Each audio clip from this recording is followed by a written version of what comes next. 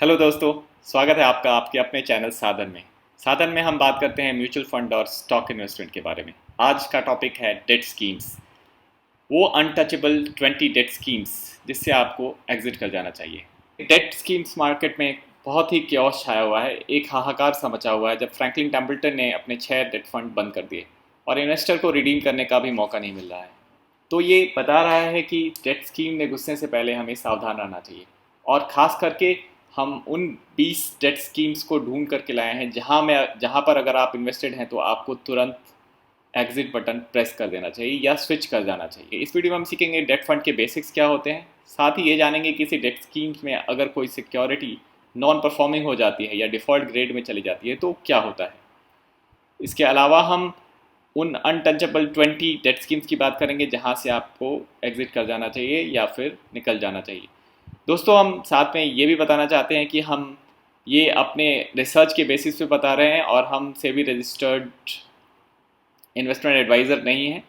तो आप इस पे एक्ट करने के पहले अपने रजिस्टर्ड एडवाइज़र से बात करें और प्रोफेशनल सर्विस सीख करें। तो पहले जानें डेट फंड्स क्या होते हैं। डेट फंड्स एक टाइप के म्यूचुअल फंड होते हैं। म्यूचुअल फंड दो तरीके के होते हैं, ओपन एंडेड और क्लोज एंडेड। ओपन एंडेड यानी जिस स्कीम्स में आप कभी भी एंट्री कर सकते हो और एग्जिट कर सकते हो, ओपन एंडेड स्कीम्स हो जाते हैं। और दूसरे क्लोज एंडेड वैसे होते हैं जिनका एक ऑफर आता है कि आप इस डेट पे इन्वेस्ट कर सकते हैं और उसके एक शेड्यूल टाइम के बाद उससे आप एग्जिट कर सकते हैं। म्यूचुअल फंड का AUM रफली 2,70,000 करोड़ है इंडिया में, जो कि बहुत बड़ा अमाउंट है। तो आज हम जिसकी बात कर रहे हैं वो है डेट फंड, और डेट फंड का AUM होता है 1,00,000 करोड़ रुपये। Debt fund open ended fund के अंदर में आता है। इसके बाकी अलग वेराइटीज़ पे हम बाद में वीडियो बनाएंगे। तो आज चलते हैं डेट फंड एग्जैक्टली क्या होता है। डेट फंड जो है प्रोफेशनली मैनेज म्यूचुअल फंड होते हैं जो इन्वेस्टर को एक फिक्स इनकम इंस्ट्रूमेंट में इन्वेस्ट करने का मौका देते हैं। फिक्स इनकम इंस्ट्रूमेंट होते हैं government securities, certificate of deposits, commercial papers, bond और डिबेंचर्स, NCDs। तो गवर्नमेंट सिक्योरिटी होती है वो गवर्नमेंट की गारंटीड बॉन्ड होती है, और सर्टिफिकेट ऑफ डिपॉजिट और कमर्शियल पेपर्स और बॉन्ड्स ये कॉरपोरेट के बॉन्ड होते हैं। तो ये ओवरऑल इन्हें हम बॉन्ड कहते हैं। तो हम जाने कि जब एक डेट फंड बॉन्ड में इन्वेस्ट करता है तो क्या होता है। बॉन्ड की जर्नी होती है, बॉन्ड इशू करता है कोई कॉरपोरेट, उसमें डेट फंड इन्वेस्ट करता है तो उसे उसके बदले में एक फिक्स कूपन डिक्लेयर होता है, जो बॉन्ड इशुएंस के साथ ही बॉन्ड इशूअर बताता है कि मैं 100 पे आपको 10 रुपये का कूपन दे रहा हूँ। तो सपोज़ वो एनुअल कूपन है तो उसे 4 साल का टाइम उसे मिल जाता है कि चौथे साल वो फुल रिपेमेंट कर देता है। तो ये कूपन्स जो है वो डेट फंड को जब मिलते हैं तो इनके NAV पे एक पॉजिटिव असर होता है, इनकी NAV भी बढ़ने लगती है। तो कूपन किसी डेट फंड के परफॉर्मेंस में बहुत ही इंपॉर्टेंट होते हैं। तो दोस्तों, एक डेट फंड किसी बॉन्ड को इन्वेस्ट करने के पहले क्रेडिट रेटिंग देखता है। क्रेडिट रेटिंग दो तरीके की होती है, इन्वेस्टमेंट ग्रेड और non investment grade. Non investment grade को सब इन्वेस्टमेंट ग्रेड भी कहते हैं। तो इन्वेस्टमेंट ग्रेड में AAA से लेकर BBB टाइप के बॉन्ड होते हैं, और उससे नीचे के बॉन्ड यानी BB और D रेटिंग के जो बॉन्ड होते हैं वो नॉन इन्वेस्टमेंट ग्रेड होते हैं। तो नॉन इन्वेस्टमेंट ग्रेड बॉन्ड्स में एक रिस्क रहता है, डिफ़ॉल्ट रिस्क रहता है, बहुत ही हाई रिस्क रहता है, और इन्वेस्टमेंट ग्रेड में एक सेफ्टी रहती है। तो क्रेडिट रेटिंग एजेंसी उन्हें सेफ पेपर की तरफ इंडिकेट कर देती है। अपनी मैनेजमेंट कमेटी में उस बॉन्ड को इन्वेस्ट करने की अप्रूवल लेकर के उसमें इन्वेस्ट कर देते हैं। लेकिन चीज़ें जैसी सोची जाती हैं वैसी होती नहीं हैं, और किसी बॉन्ड की रेटिंग का मूवमेंट इन्वेस्टमेंट ग्रेड से नॉन इन्वेस्टमेंट ग्रेड हो जाता है तो सेबी उन्हें ऑप्शन देती है कि आप एक साइड पॉकेट क्रिएट कर लें। ये बिल्कुल वैसा है जैसे एक सेब सड़ गया हो तो आप पूरे बास्केट को नहीं फेंकते, उस बास्केट से उस सेब को अलग बास्केट में डाल देते हैं, तो ये साइड पॉकेट क्रिएट कर देते हैं।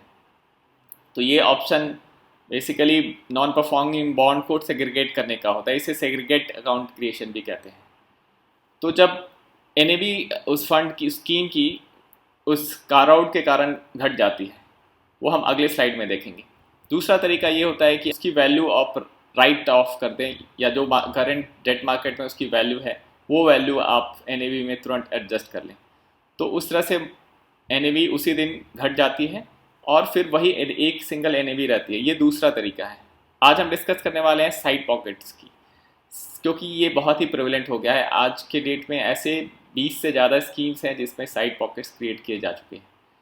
तो उनमें क्या होता है कि डे वन पे तो अगर 100 की एनएवी है, यानी एक डेट स्कीम में सपोज 10 बॉन्ड है 10-10 रुपये के, तो वो 100 है। लेकिन जब एक उनमें से एक बॉन्ड की रेटिंग डाउनग्रेड हो जाती है, BBB- हो जाती है या डी हो जाती है, तो वो बॉन्ड 90 रुपये का तो अच्छा बॉन्ड रहता है और बाकी बॉन्ड वो 10 रुपये का होता है लेट्स से। तो ये डे ज़ीरो की बात है, जब रेटिंग डाउनग्रेड हुई उसके तुरंत बाद ही साइड पॉकेट्स क्रिएट किए जा सकते हैं। यानी 90 प्लस वो 10 वाला जो है वो घट करके 2 रुपये का है तो उसे 2 रुपये कर देते हैं, और बाकी 8 रुपये का नेट वैल्यू लूज़ हो जाता है उस एनएवी, उसके एनएवी से।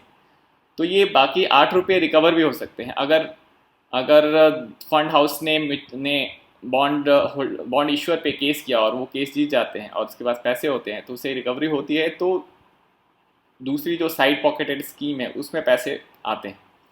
बट ये स्कीम में पैसे आते हैं नहीं आते हैं, ये एक बहुत ही लंबी जुडिशियल प्रोसेस का हिस्सा बन जाती है। और इंडिया में गोइंग बाय रिकॉर्ड साधन का ऐसा मानना है कि ऐसे केसेस में पढ़ने से इन्वेस्टर को ज़्यादा फ़ायदा नहीं होता है। आइए हम देखते हैं कि ऐसा कहाँ पे हुआ था। जैसे Reliance Nippon ultra short duration fund में 1 सितंबर 2019 को उसकी एक बॉन्ड पेपर जिसका नाम एल्टिको कैपिटल था। एल्टिको कैपिटल एक नॉन बैंकिंग फाइनेंशियल कंपनी है जो रियल स्टेट कॉर्पोरेट्स को फंड करती है।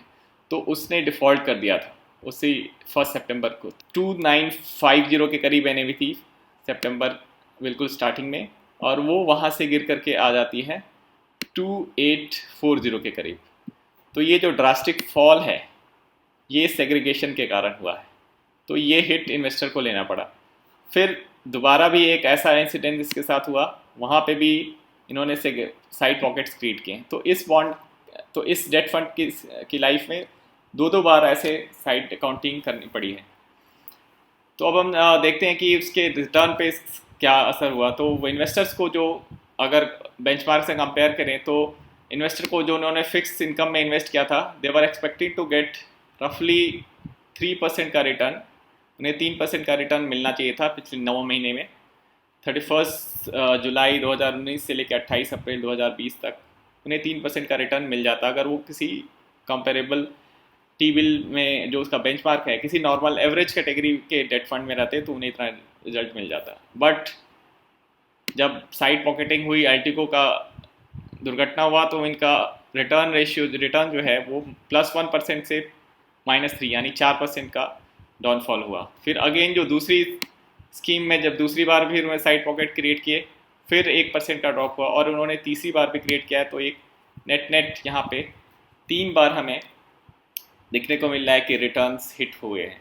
तो बेंचमार्क को जहाँ +3% का रिटर्न मिल रहा था, अगर वो किसी नॉर्मल डेट फंड में इन्वेस्ट करते +3 मिलता, बट यहाँ पे उन्हें -1% का रिटर्न मिल रहा है।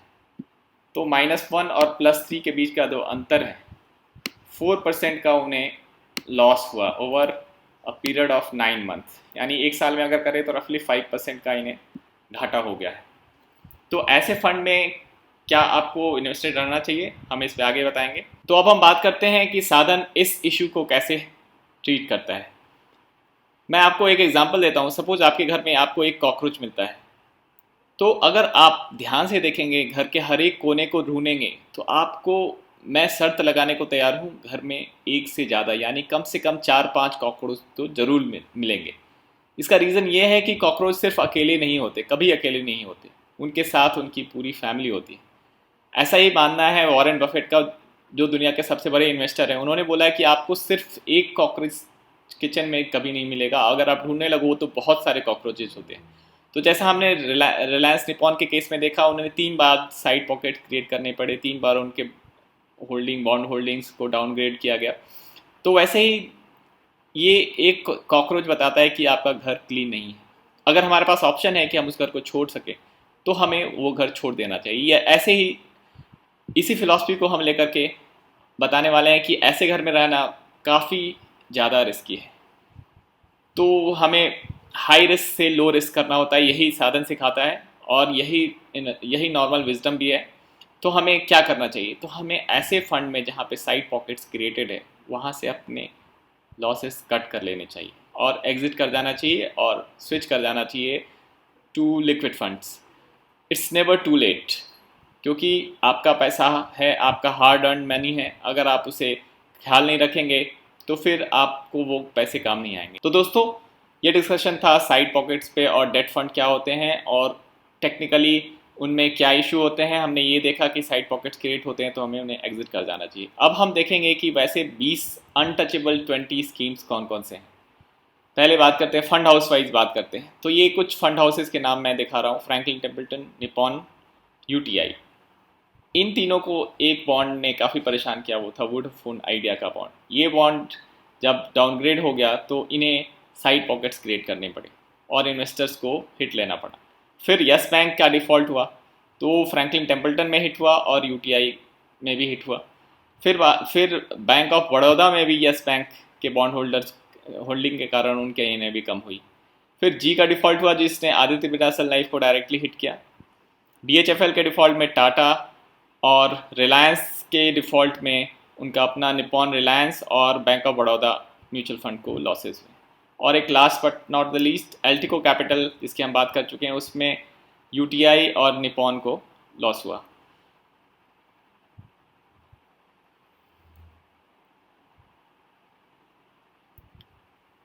तो साधन ने ये सारी चीज़ों को, काफ़ी कॉम्प्लिकेटेड अफेयर्स को सॉर्ट किया और ये डेटाबेस हमने निकाला। तो हमें ये पता चला कि फ्रैंकलिन टेम्पल्टन के 6 फंड, निपॉन के 3 फंड, आदित्य बिरला सन लाइफ के 3 फंड, यूटीआई के 4 फंड, टाटा के 2 फंड और बैंक ऑफ बड़ौदा के ये फंड में सेग्रीगेटेड फंड क्रिएट किए गए थे, यानी साइड पॉकेट्स क्रिएट किए गए थे।